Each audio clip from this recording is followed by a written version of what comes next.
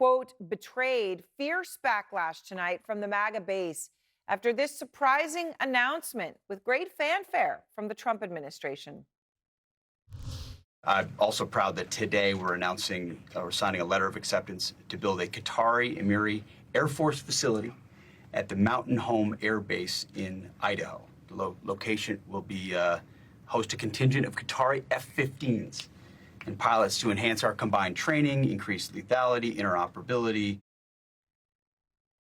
He's sitting next to a member of the Qatari royal family there, just to be clear. It's an announcement that caught everyone off guard. The administration greenlighting a plan for Qatar to build an Air Force facility in Idaho.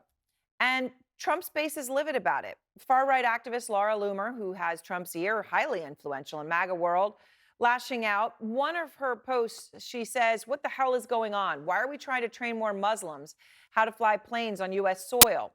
Didn't we already learn our lesson? Why are we encouraging more Islamic infiltration of our country by the founders of Hamas and the Muslim Brotherhood? This is very bad for our national security. And by the way, she had a lot more where that came from. Laura Loomer, in fact, has fired off about 40 more posts on X, slamming the decision. 40 posts on this today. Watch them populate the screen. They're mad. At one point, writing, this is where I draw the line. I am not voting in 2026. And then Steve Bannon came out and told Newsweek there should never be a military base of a foreign power on the sacred soil of America. Now, to clarify, Qatar is building a facility to house a squadron of F-15 pilots and teams. I mean, that's a lot of Qatari military personnel on an existing U.S. base. And maybe there are serious security concerns with that, but there are concerns. There are when it comes to corruption.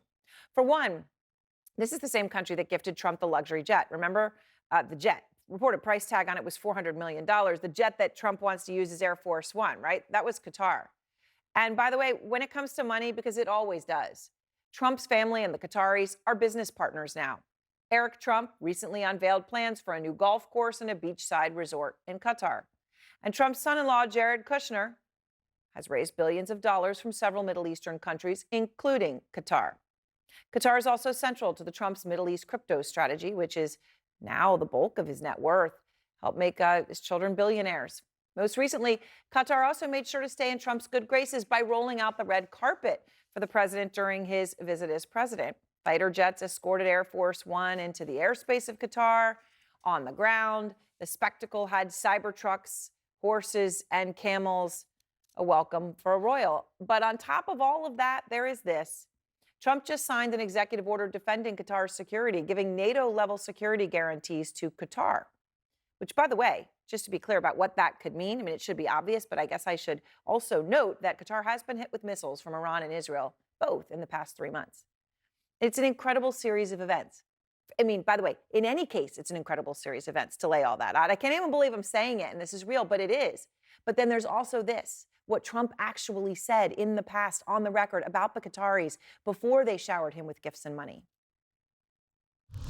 The nation of Qatar, unfortunately, has historically been a funder of terrorism at a very high level.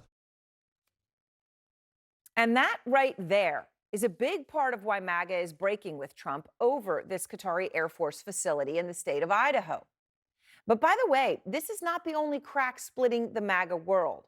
This was today, but Joe Rogan has spoken out, tearing into Trump's immigration policy.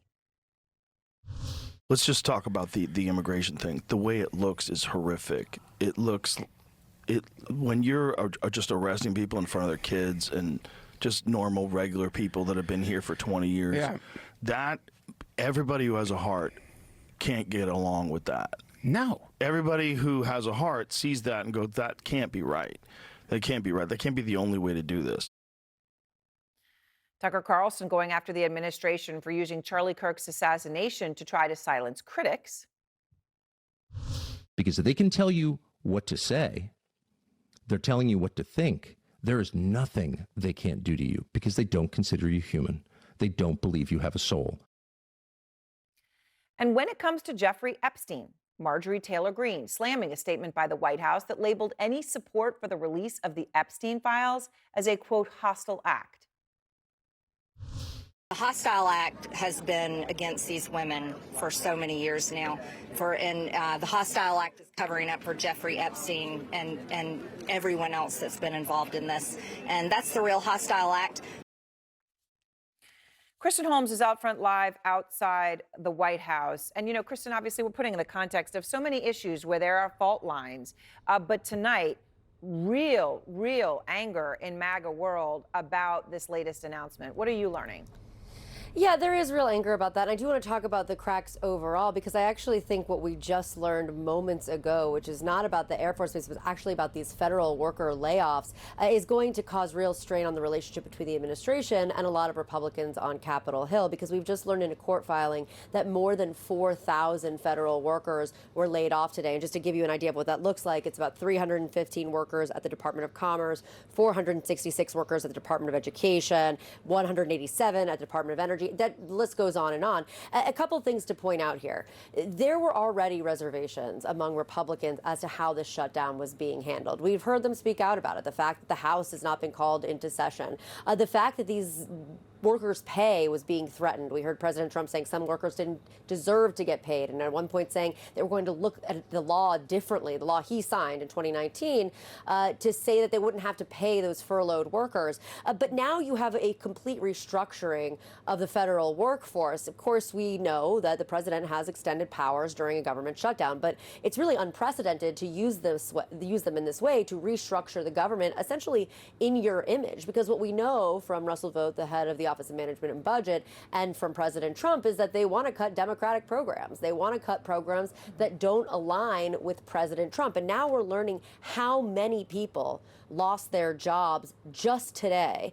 And that was a real point of contention for a lot of Republicans. They didn't like the threats about money. They didn't like the threats of layoffs. And now you're seeing the actual layoffs. And how this impacts the framing of this shutdown is really going to be what's interesting to watch, because it does not seem as though any side is backing down, even though you've got this real uneasiness among Republicans when it comes to this kind of behavior.